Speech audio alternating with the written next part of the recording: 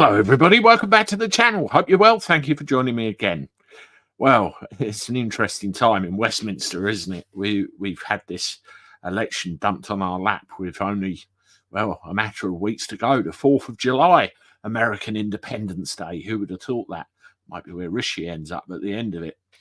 Well, it's wrong-footed, a lot of people, because there were many in the political establishment that thought that the election would be coming at the end of the year, somewhere around November. Plenty of time to prepare.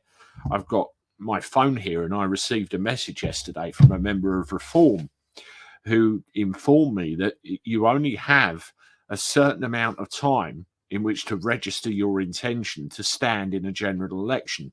I think it's something like June the 8th or something like that. They've got to get organised and everything else. And it's put them completely on the wrong foot. And because of the amount of time, all of the other parties, such as Reform and everyone else, they're manoeuvred into a situation where they've got to move fast. Now, my Reform contact actually told me that Nigel Farage was going to stand. Contrary to what we hear in the media, he was going to stand. So how these current events have changed that, I do not know. Well, what interests me is the exodus, the sheer exodus of MPs leaving. There's 118. I mean, you imagine 650 elected MPs and 118 of them are going to stand down by the next election. Now, one special case I want to call out is Craig McKinley. He's a Conservative MP. He's my MP. And, he fell very, very seriously ill with sepsis, and he nearly died. And as a result of that, he had to have both his hands and I think lower arms amputated, and his feet and lower legs as well. He's had to learn to do everything over again. And I think he was going to stand again and was, phasing himself back into work. But because of this, it's completely wrong-footed, everything.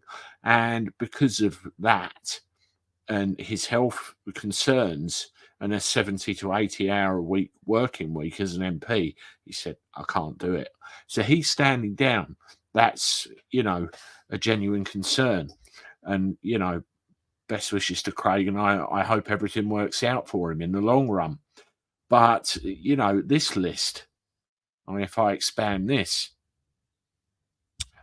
full screen layout, 118. So if we discount Craig, we'll call it 117.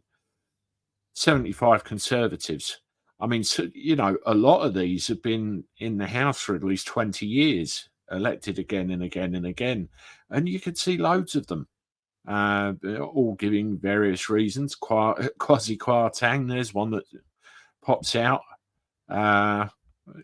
Unbelievable. Dominic Raab.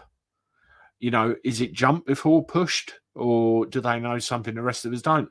Another 22 Labour MPs. Margaret Beckett. Wow. I mean, she's been around for ages, hasn't she? And, Margaret Hodge, Holly Lynch, as many names I recognise on there. 9 SNP, 3 Sinn Féin, 1 Green, played Simru. Independent MPs are going. It's a mass exodus. So it'd be very interesting, wouldn't it, to see what happens next, what comes next.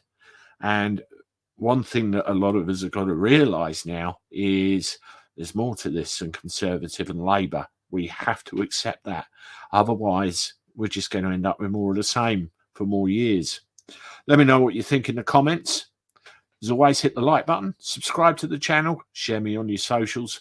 And I look forward to talking to you again soon. Toodaloo.